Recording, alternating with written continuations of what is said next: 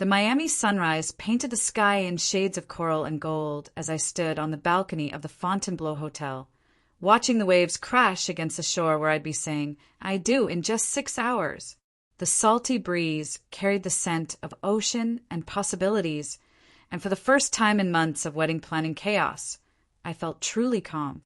"Olivia, honey, the photographer's here," my mom called from inside the suite.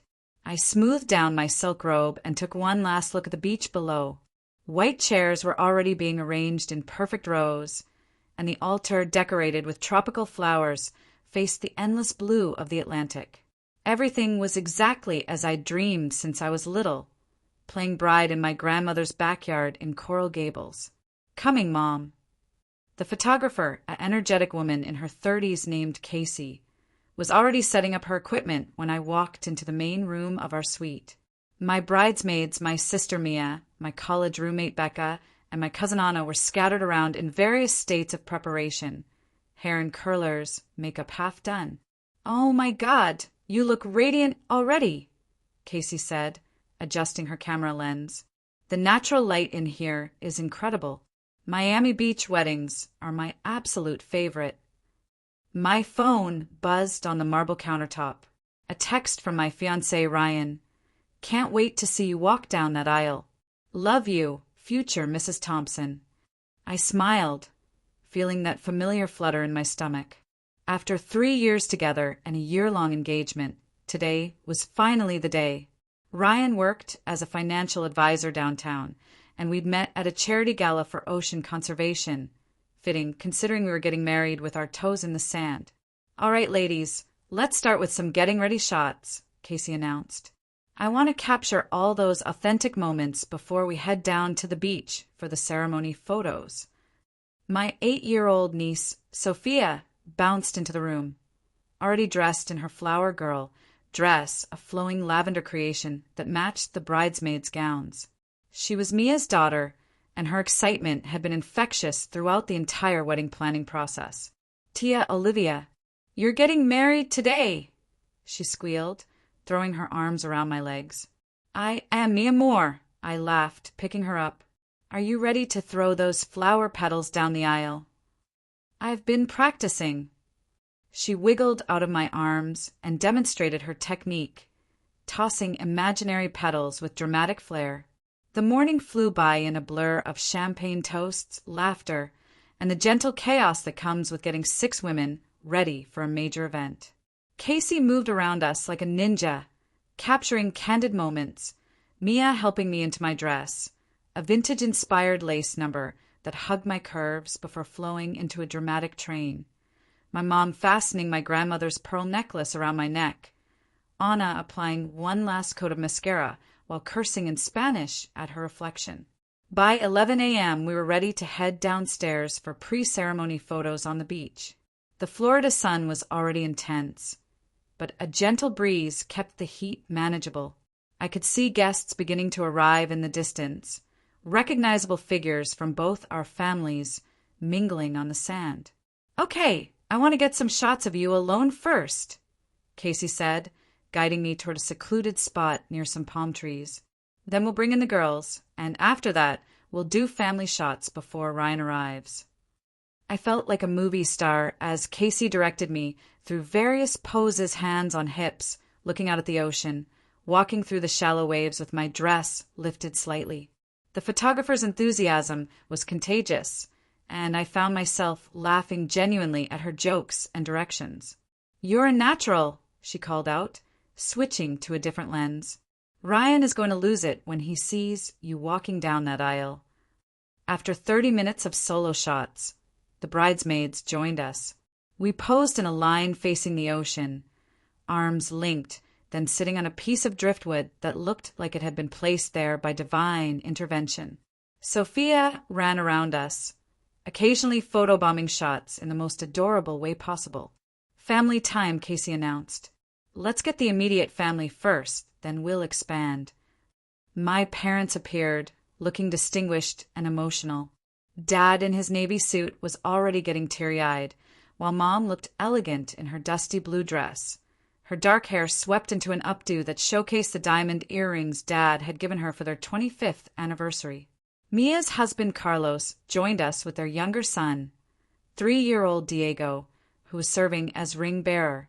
Then came my aunts, uncles, and cousins, the boisterous, loving chaos that defined our Cuban-American family gatherings. "All right, let's get a big group shot," Casey said, positioning us near the water's edge. Olivia in the center. Everyone else arrange yourselves by height. As we were getting organized, Sophia tugged on my dress. "Tia, I need to tell you something," she whispered urgently. "What is it, sweetheart?" I bent down to her level, trying to keep my train out of the sand. She pointed toward the hotel terrace, where early guests were gathering for cocktails before the ceremony. "Isn't she the lady from last night?" I followed her pointing finger, squinting against the bright sun to see who she meant. Standing near the bar setup, wearing a stunning red dress that seemed inappropriate for a beach wedding, was a tall blonde woman I didn't recognize. She was holding a drink and talking animatedly to someone just out of my line of sight. "I don't know who that is, mi amor," I said, straightening up. "Maybe she's with one of Ryan's friends from work." But Sophia shook her head insistently. "No, Tia. I saw her last night when Poppy took me to get ice cream at that place near the hotel. She was with—" Casey's voice interrupted us. "Ladies, I'm losing the light. Can everyone look this way and give me those beautiful smiles?" I forced a smile and faced the camera, but Sophia's words echoed in my mind. The woman in red was still visible in my peripheral vision, and something about her presence felt wrong. Out of place, like a discord in the perfect symphony I'd orchestrated for this day.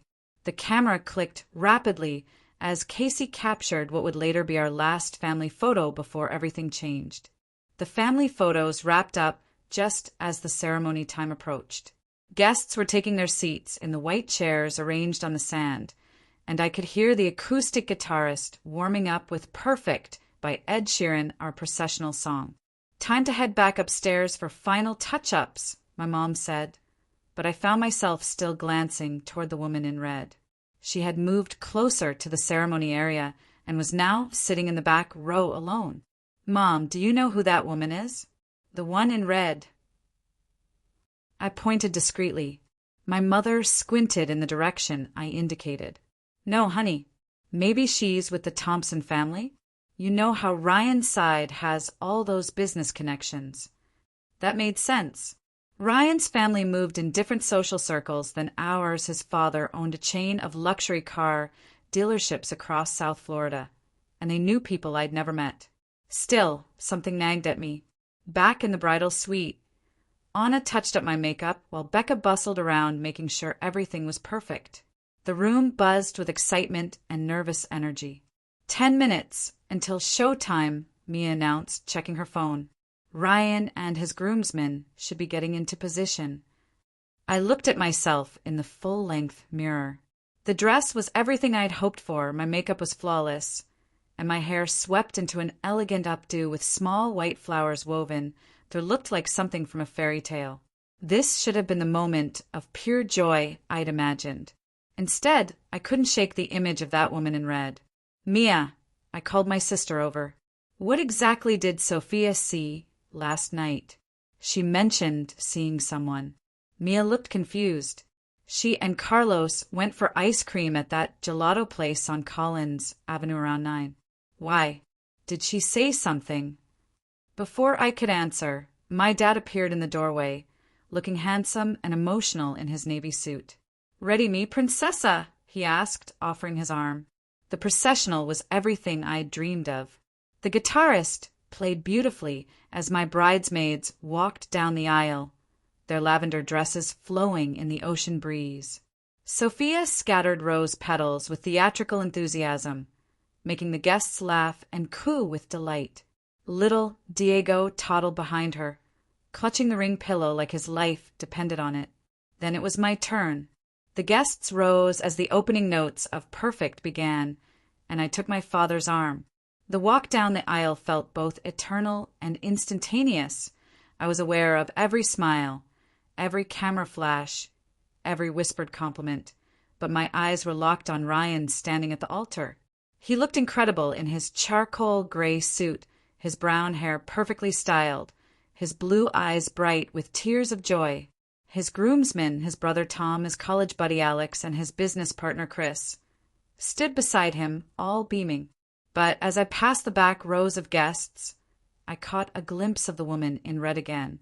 She was watching intently, and when our eyes met for a split second, she didn't smile or nod like a normal wedding guest would. Instead, her expression was unreadable, almost calculating. Then I was at the altar. Dad was kissing my cheek and placing my hand in Ryan's, and the ceremony began. "Dearly beloved, we are gathered here today," the officiant began. Ryan squeezed my hand, and I forced myself to focus on the moment. This was my wedding day. Nothing else mattered. The ceremony proceeded beautifully. We'd written our own vows, and when Ryan spoke about loving me, through every sunrise and sunset Miami would give us, I felt tears prick my eyes. My own vows about finding home in his arms on this beach where we first said we'd build our future together made several guests reach for tissues. We were pronounced husband and wife as the sun began its descent toward the horizon, painting the sky in brilliant oranges and pinks. The kiss was perfect, not too long, not too short, filled with all the love and promise of our future together. The guests erupted in cheers as we walked back down the aisle, now as Mr. and Mrs. Thompson. Rice flew through the air, despite my coordinator's attempts to convince everyone to use bubbles, and the photographer captured every moment. But as we reached the back of the ceremony area, heading toward the cocktail reception space, Sophia broke away from the other children and ran to me. "Tia, Olivia, now that you're married, can I tell you about the lady?" "Sophia, not now," Mia called, trying to redirect her daughter toward the reception area where servers were already passing champagne and canapes. "But it's important." Sophia insisted, tugging on my dress again. "I need to tell Tia about the lady and Uncle Ryan." The words hit me like a physical blow.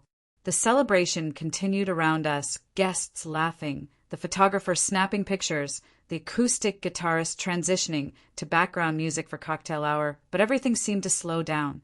"What about Uncle Ryan's sweetheart?" I asked, crouching down to her level despite the sand getting on my dress. Sophia looked around conspiratorially, then whispered loudly. "Last night at the ice cream place, I saw Uncle Ryan with the red dress lady. They were holding hands and kissing like you and him do. But you weren't there, Tia. You were at the spa with Mommy and the other ladies." The world tilted on its axis. Ryan appeared beside me, his face flushed with joy and champagne.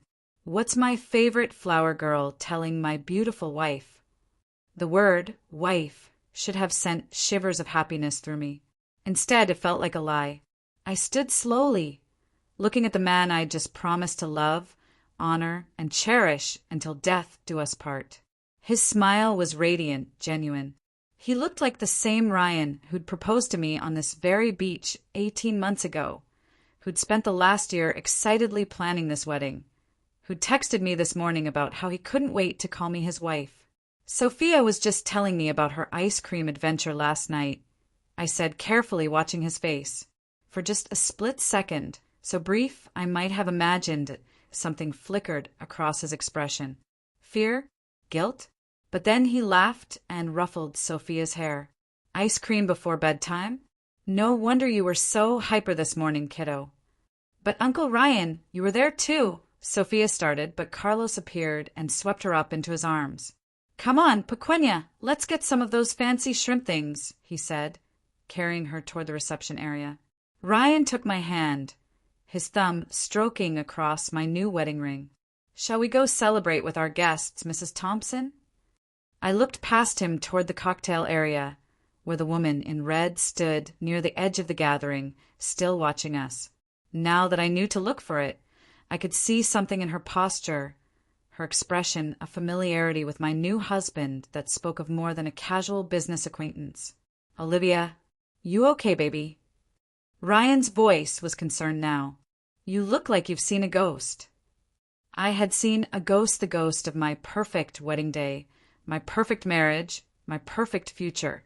But I was trapped in this moment, surrounded by 150 guests who'd traveled to celebrate our love, with a photographer capturing every second, with my family beaming with joy. "I'm fine," I lied, pasting on what I hoped was a convincing smile, just overwhelmed by how perfect everything is. Ryan kissed my temple. "It really is, isn't it?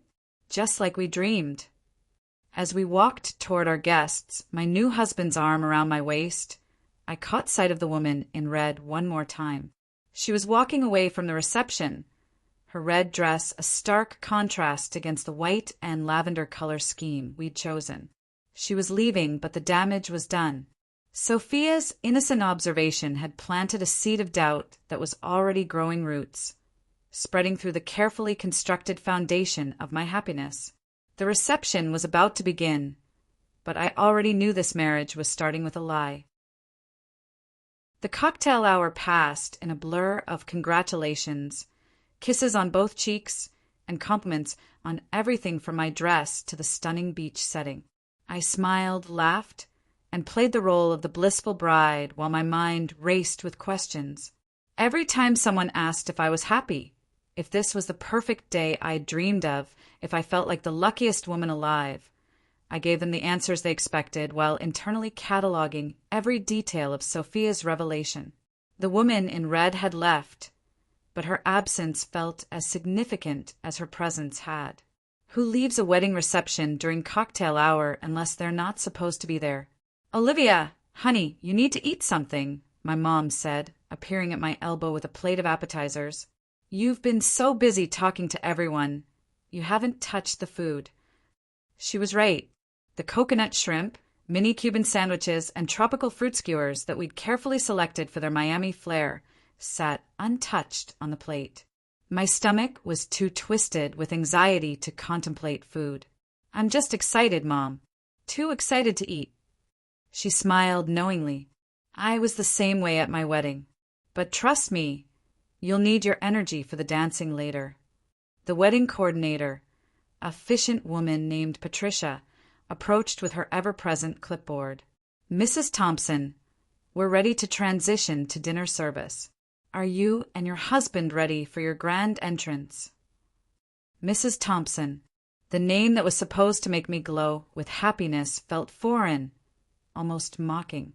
"Of course," I said, locating Ryan across the reception area where he was deep in conversation with his business partner Chris and a few other men in expensive suits. As I walked toward him, I heard fragments of their conversation. "Couldn't believe she actually showed up. Told you to handle this weeks ago. Family event, for Christ's sake." They stopped talking abruptly when they noticed me approaching. "Ready for our big entrance, husband?" I asked, forcing brightness into my voice. Ryan's smile seemed more strained than before, but he took my hand and squeezed it. "Lead the way, beautiful." The reception area had been transformed while we mingled during cocktail hour. Round tables draped in white linens were scattered across the sand, each centerpiece a gorgeous arrangement of white orchids and tropical greenery. String lights twinkled overhead, and the sound system played soft jazz as guests found their seats. "Ladies and gentlemen," the DJ announced as we stood at the entrance, "please welcome, for the first time as husband and wife, Mr. and Mrs. Ryan Thompson." The applause was thunderous as we entered, but I barely heard it. My attention was caught by Sophia, who'd broken away from the kids' table and was running toward me again. "Tia, I remembered something else." Mia intercepted her daughter this time, scooping her up with an apologetic look in my direction. "Sophia, let Tia Olivia enjoy her party. You can talk to her later." "But, Mommy, it's about the lady and Uncle Ryan and the hotel room." The words carried clearly across the space between us, and I saw Ryan's face go completely white. Several nearby guests turned to look, confused by the outburst. Carlos quickly joined his wife and daughter. "Come on, Pequeña, let's go find your seat and let the grown-ups have their dinner." But Sophia wasn't finished. with the persistence only an 8-year-old can muster. She called out, "The lady had a key card!" She opened the door to a room, and Uncle Ryan went inside with her. The small crowd of guests around us fell silent. The only sounds were the waves crashing on the shore and the distant music from speakers that suddenly seemed too loud. Ryan's grip on my hand tightened painfully. "Sophia has quite an imagination," he said with a forced laugh. "Kids, right? They see things that aren't really there." But I was looking at Carlos's face, and I could see the uncomfortable recognition there. He'd been with Sophia. He'd seen whatever she'd seen. "Carlos," I said quietly, "what did you two see last night?" My brother-in-law looked like he wanted to disappear into the sand. His eyes darted between Ryan, Mia, and me, clearly wishing he was anywhere else. "It's nothing, Olivia," he said finally. "Kids misinterpret things. You know how it is." "Actually, I don't know how it is," I said, my voice carrying more edge than I intended. "Why don't you tell me exactly what Sophia misinterpreted?" The tension was becoming obvious to everyone within earshot. Our wedding guests, my family, Ryan's family, our friends were starting to sense that something was wrong with the fairy tale they'd come to celebrate. Ryan stepped closer to me, lowering his voice. "Olivia, can we please not do this here? In front of everyone." "Do what here, Ryan?" "Have a conversation about what my 8-year-old niece saw last night." "She's a child. Children make things up, create stories. She's not making anything up." The words exploded out of me louder than I intended, causing more guests to turn and stare. "She saw you with another woman, didn't she? The woman in the red dress who was here during our ceremony, watching us get married like she had some kind of right to be here." The reception area had gone almost completely quiet now. Even the DJ seemed to sense something was happening and lowered the music. Ryan looked around at all the watching faces, his parents, his groomsmen, my family, our friends, and I could see him calculating, trying to figure out how to manage this crisis in front of 150 witnesses. "Okay," he said finally, his voice barely above a whisper. "Okay, yes, I was at the hotel last night. But it's not what you think. You were at the hotel last night." I repeated, my voice getting higher. "While I was at my bachelorette spa day, you were here at our wedding hotel with another woman." "Olivia, please let me explain." "Explain what?" "Explain how you were holding hands and kissing another woman 12 hours before our wedding? Explain how she had a key card to a hotel room? Explain how she showed up to our ceremony like she belonged here." My voice was carrying across the beach now, and I could see people at tables further away standing up, trying to figure out what was happening. "Who is she, Ryan?" I demanded. "Who is the woman in red?" Ryan's composure finally cracked. His shoulders sagged, and when he looked at me, I saw guilt and shame and something that looked like relief. "Her name is Victoria," he said quietly, "and we've been." He didn't finish the sentence, but he didn't need to. The truth was written across his face, in the way he couldn't meet my eyes, in the defeated slump of his shoulders. My legs suddenly felt weak. The beautiful beach, the perfect decorations, the guests in their wedding finery, everything started to blur around the edges as the full reality hit me. I'd just married a man who was cheating on me, who'd been with another woman the night before our wedding, who'd stood at that altar and promised to forsake all others while his mistress sat in the back row watching. "How long?" I whispered. Ryan closed his eyes. 6 months. 6 months. While we'd been doing final dress fittings and tasting cakes and addressing invitations. While we'd been excited about our future together. While I'd been falling asleep every night next to him, planning our honeymoon. Dreaming about our life as husband and wife. The wedding dress that had made me feel like a princess suddenly felt like a costume. The ring on my finger felt like a lie. The applause we'd received just minutes ago felt like a cruel joke. "Olivia," Ryan reached for me, but I stepped back. "Don't," I said, my voice breaking. "Don't touch me."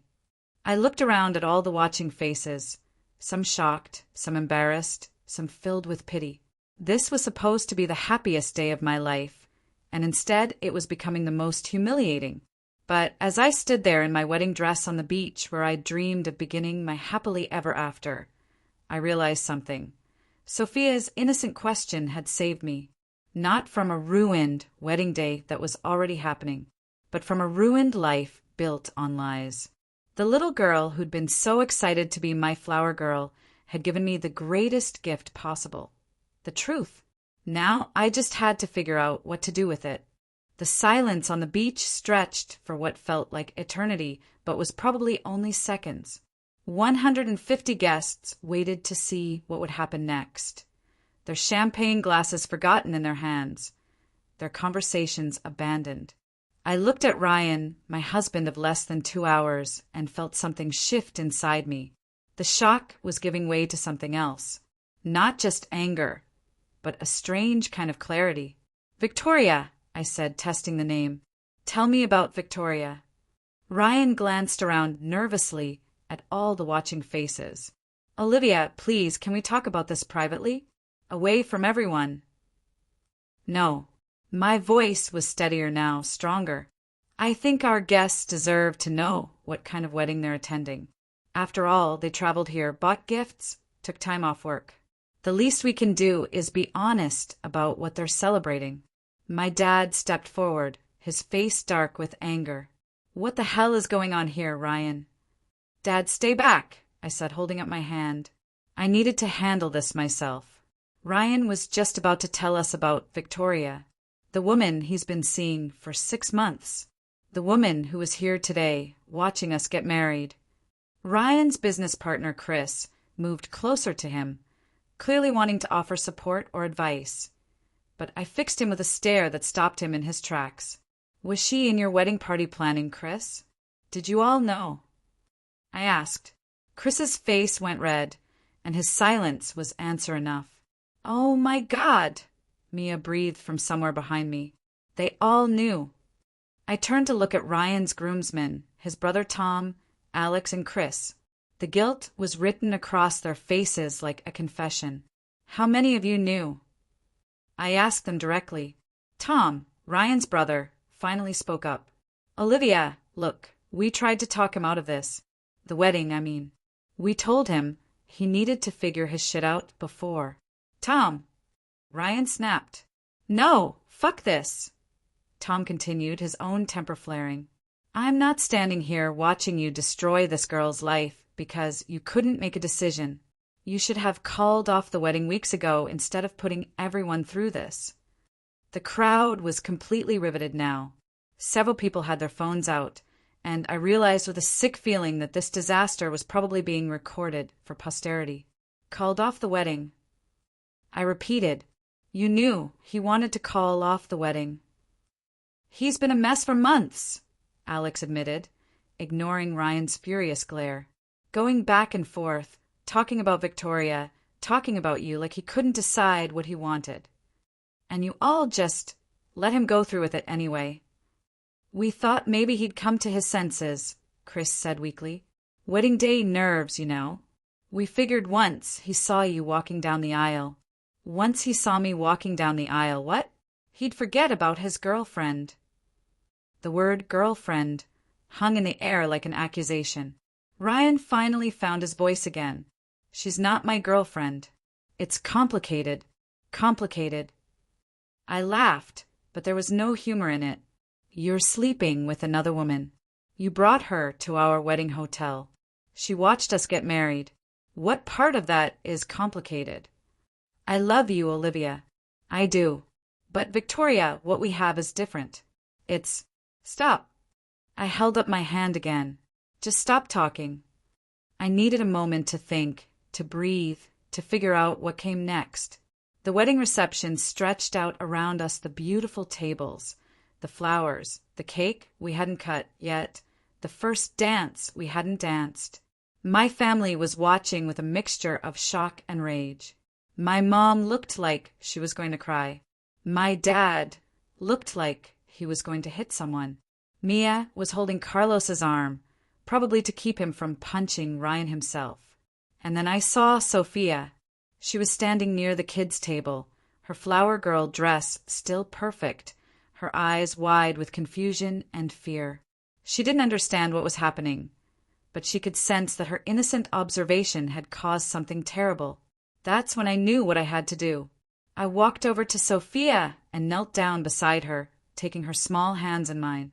"Mi amor," I said softly, "you did nothing wrong, okay? You told the truth, and that's always the right thing to do. I'm proud of you for being brave and honest." Her eyes filled with tears. "But I ruined your wedding, Tia." "No, sweetheart, you didn't ruin anything. You helped me. Sometimes grown-ups make mistakes, and sometimes other grown-ups have to help them see those mistakes. That's what you did." I kissed her forehead, then stood and faced the crowd of guests again. "I want to thank you all for coming here today," I said, my voice carrying across the beach. "You came to celebrate love and family and commitment. Those are beautiful things worth celebrating." I paused, looking at the faces of people who loved me, who'd supported me, who'd believed in this marriage. But I can't celebrate a marriage that started with lies. I can't commit my life to someone who was committing his heart to someone else. I turned to Ryan one last time. I hope Victoria was worth it. Then I did something that surprised even me. I started taking off my jewelry, first my grandmother's pearl necklace, then my earrings, finally my wedding ring. I placed them carefully on the nearest table. "The reception is paid for," I announced. "The food is delicious, the music is great, and you're on a beautiful beach in Miami. Don't let this stop you from having a good time." I started walking toward the hotel, then turned back. "Oh, and someone should probably call Victoria. Let her know her boyfriend is available again." The sand was difficult to navigate in heels and a wedding dress, but I made it across the beach with as much dignity as I could muster. Behind me, I could hear the chaos starting, raised voices, arguments, the sound of people getting up from tables. But I kept walking. I made it to the hotel elevator before I started crying. The doors closed just as Mia and my mom reached the lobby, calling my name. In the elevator, alone for the first time since dawn, I looked at my reflection in the mirrored walls. My makeup was smudged, my carefully styled hair was coming loose, and my wedding dress was covered in sand. But you know what? I looked like a woman who'd just saved her own life. The elevator dinged softly as it reached my floor, and I stepped out into the hallway that led to what was supposed to be the bridal suite where Ryan and I would spend our wedding night. Instead, I was going to spend it figuring out how to rebuild my life. But as I walked down that hallway, still in my wedding dress but no longer a bride, I felt something I hadn't expected: relief. The elaborate lie I'd been living was over. The performance was finished. Tomorrow, I'd have to deal with canceling a honeymoon, returning gifts, and facing the reality of a marriage that lasted exactly 2 hours. Tonight, though, I was going to order room service, take off this dress, and call my divorce lawyer. And maybe send Sophia the biggest thank you gift I could find. Because sometimes the most important truths come from the most innocent sources. My marriage was over before it really began, but my real life, the honest one, was just getting started.